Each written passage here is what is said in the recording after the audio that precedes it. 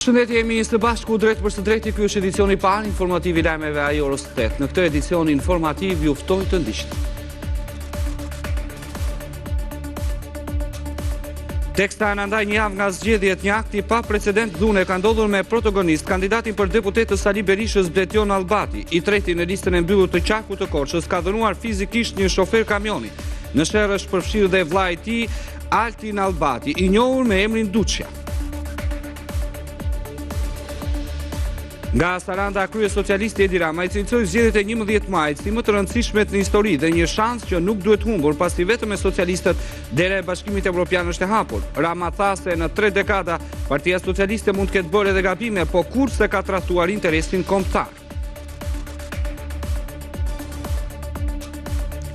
Kreu i Partisë Demokratike Sali Berisha përmbylli fushatën elektorale në Fier, por edhe pse me një pjesëmarrje të vakët të mbështetësve tha se opozita është shumica, ndërsa në takimin nga sheshi i flamurit vlonjatëve u tregoi betimin para Ismail Qemalit se Ramën do ta largojë nga Shqipëria. Pas përplasjes me armë në Laç, ku mbeten të plagosur 5 persona mes tyre shitësja e qerive, policia arrestoi 2 autorët. Sherrri mes të rinjve nisi për një aksident rrugor me dëme shumë të vogla materiale dhe më pas vjoi duke përdorur armët. Masivi i dheut zëposh një punëtor në fabrikën e pasturimit të kromit në qafën e Burrelit, të marrë me qera nga një shoqëri kineze. Ishte duke gryer me fadrom një rezervuar, vijojnë ende kërkimet për gjetjen e tij.